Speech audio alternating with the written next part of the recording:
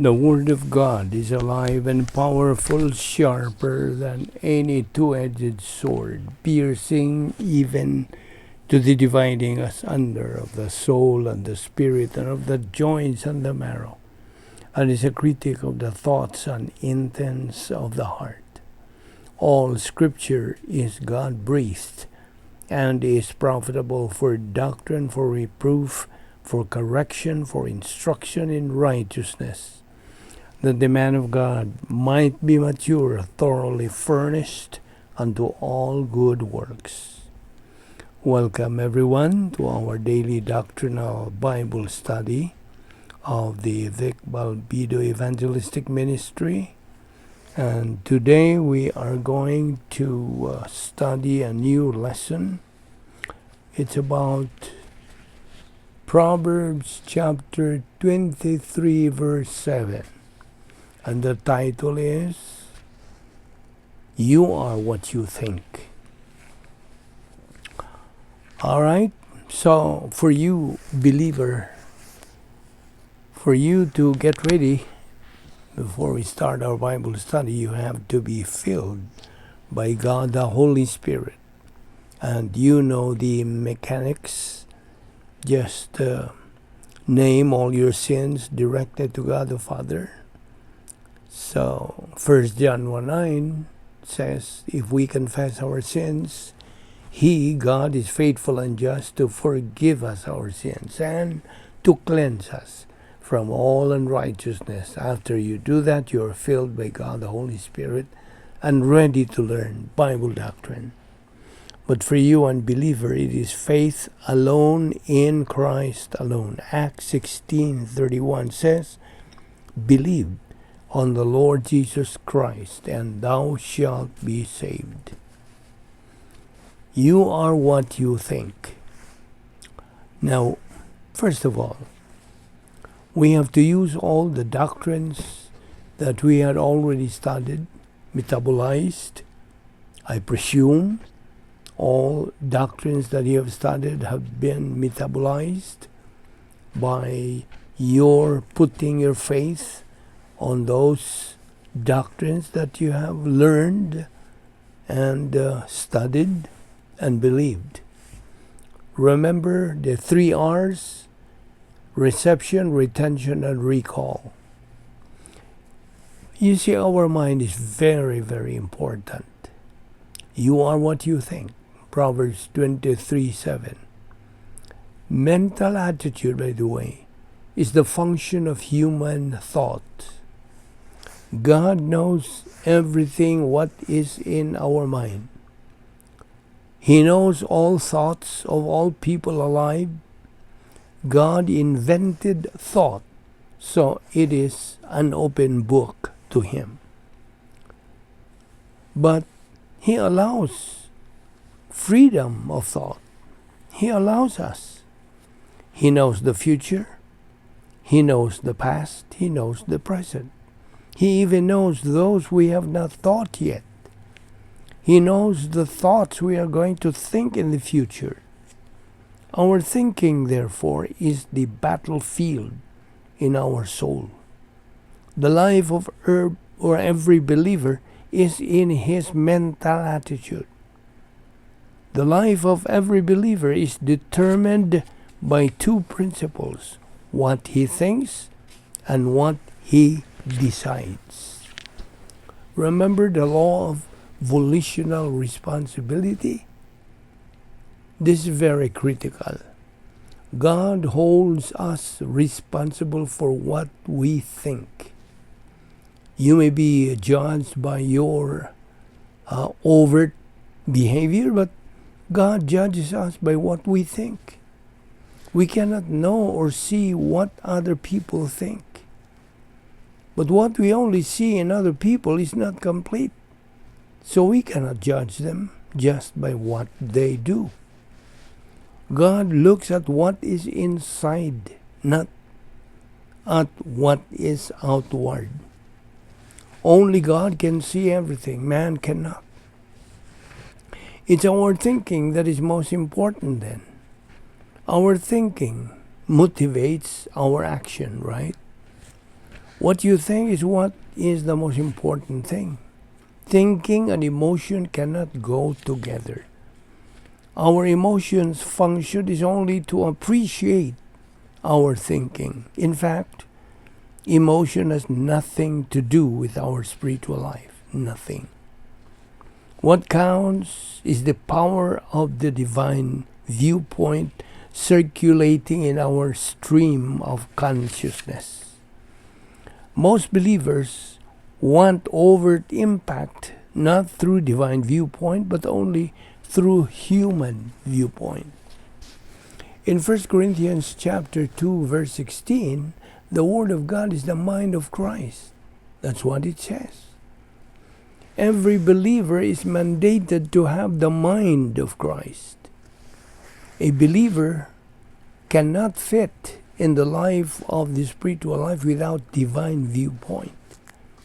Having divine viewpoint, meaning the mind of Christ, is the only way to execute the protocol plan of God.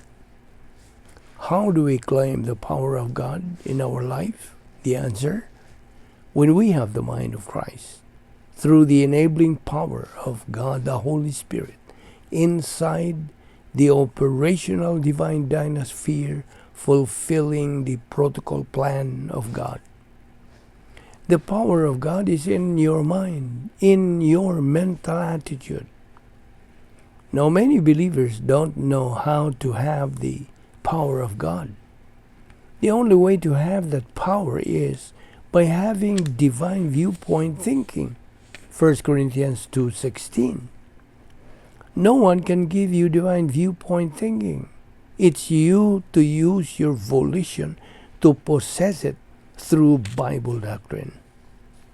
Our thinking should focus on the infallible Word of God. Apply it to your daily life and be a Bible doctrine thinker. Now, in the Bible, we are taught this. Human function. You have self-consciousness, mentality, volition, conscience, and emotion. Now, our mind has two lobes.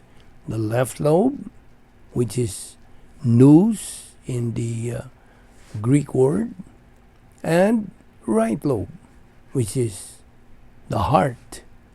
Okay? So the left lobe is the mind, while the right lobe is the heart, cardia in Greek. Now, when we learn, study, and believe and apply the Word of God, first of all, before applying it, you study, you learn Bible doctrine, so it becomes gnosis. Gnosis, Gnosis, meaning academic perception. So it has no function in your spiritual life yet. Not until you believe in what you have just learned and studied. And right there and then, God, the Holy Spirit, functions in His ministry of metabolizing the doctrine that you have just learned and you have just believed in. So, God, the Holy Spirit then metabolizes it and it becomes automatically an epignosis. Epi means over and above. Gnosis. Epignosis is metabolized Bible doctrine. Now, that kind of doctrine is usable in your spiritual life. Now, remember this. The Holy Spirit can only metabolize Bible doctrine that you understand, that you believe in. Now, positive faith perception is what we need to metabolize Bible doctrine, meaning we transfer it to our cardia. Now, actually, there are compartments of the right lobe, cardia, namely norms and standards. Okay, so that's part of conscience. Number 2 is frame of reference. Number 3, memory center. Number 4, momentum. Number 5, wisdom, the application. Number 6, vocabulary storage. And the number 7 is categorical storage. Now, what happens if these things work? Gnosis becomes epignosis, as just a while ago I explained to you. So, the application of doctrine starts when epignosis enters your frame of reference and memory center.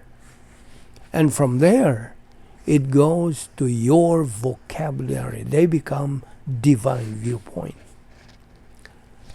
So line upon line, precept upon precept, the divine viewpoint will now shape your conscience. That's the effect of divine viewpoint resident in your soul. And get this, the real you is in your soul.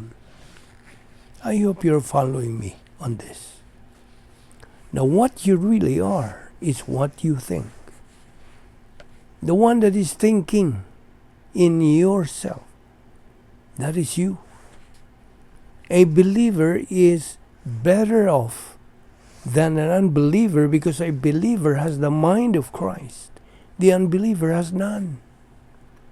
The life of every believer is in his mental attitude.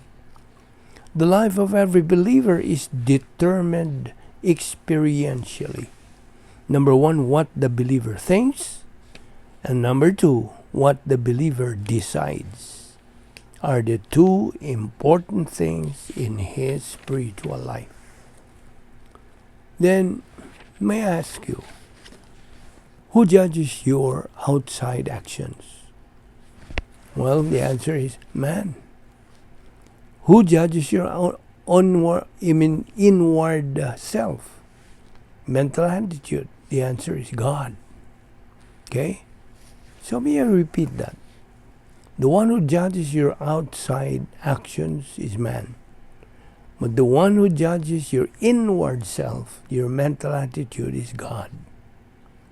What is in your mind is what determines your thinking and action, right? So, nous is left lobe, cardia is the right lobe. Left lobe, gnosis doctrine. Right lobe, epignosis doctrine. A believer filled with Bible doctrine is always busy, not lazy. He is on the move, although not emotional. Instead, he is spiritually smart, doctrinally smart. The real you is the thought content of your mind, of your soul. What you think is what you are. Proverbs 23 verse 7. Now, let's talk about personality. Personality is not the real person, but what is in the mind. When our right lobe thinks divine viewpoint through Bible doctrine, the result is inner happiness, mental stability. But when our right lobe is dominated by human viewpoint, although he studies Bible doctrine but only gnosis, resulting to self-induced misery, he is carnal, he becomes a psycho-believer. God's viewpoints far superior than man's viewpoint. I repeat, God's viewpoint is far superior than man's viewpoint. And we can possess divine viewpoint. It is available to every believer, but it's a matter of choice. You may or may not. I'm referring to you, fellow believer. In Ephesians chapter 4, verse 18, an unbeliever only has human viewpoint alienated from God's divine viewpoint. An unbeliever is in the dark. Their mind is darkness. An unbeliever cannot accept and understand spiritual things. He is not like-minded with the believer. Colossians 1:21, and although you were formerly alienated from God and were enemies in your minds because of your evil behavior. John 15 verse 19 talks about our royal ambassadorship. Well, being an ambassador, we represent God before man. Now, they talk about global warming, climate change. This is an example of a cosmic system philosophy.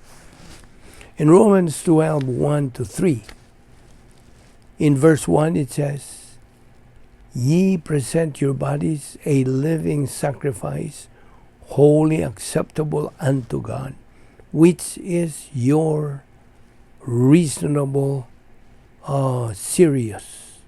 Okay?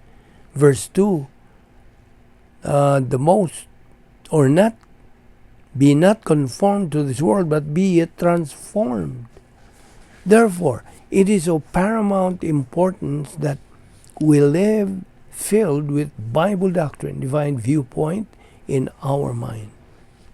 These principles of life are our motivations for life. What is in your thought? Its results are speech and actions motivated by your thinking. Again, you are what you think. Proverbs 23 verse 7. Divine viewpoint is the thinking of the believer who is advancing or maturing in his spiritual life. Human viewpoint, where did it start? Well, it started in the Garden of Eden, when Eve was deceived by the devil. Actually, human viewpoint originated from Satan, who convinced Eve to eat the forbidden tree, of the fruit of the forbidden tree, of the knowledge of good and evil. Now, Apostle Paul said, I learned to be content. That's in Philippians 4:11. Whatever the circumstances. Right priority in life is very important. Looking unto Jesus, the author and finisher of our faith, who is for the joy that you set before him, endure the cross, despising the shame, and is sit down at the right hand of the throne of God. That's in Hebrews 12:27. Now, the Lord Jesus Christ had joy while he was hanging on the cross. That is the divine viewpoint. Now, as believers, we have to build the edification complex of the soul. And the ECS has to be completed by the believer. Remember this? As long as your mind is empty, emotion takes over. Question: are we willing to run the distance in one journey of life? Life becomes consistent to a believer if that believer becomes consistent in taking in Bible doctrine. A believer has capacity for life, whether in prosperity or adversity, if he is filled with Bible doctrine and filled by God the Holy Spirit inside the operational divine dynasphere. We will continue to study on this tomorrow.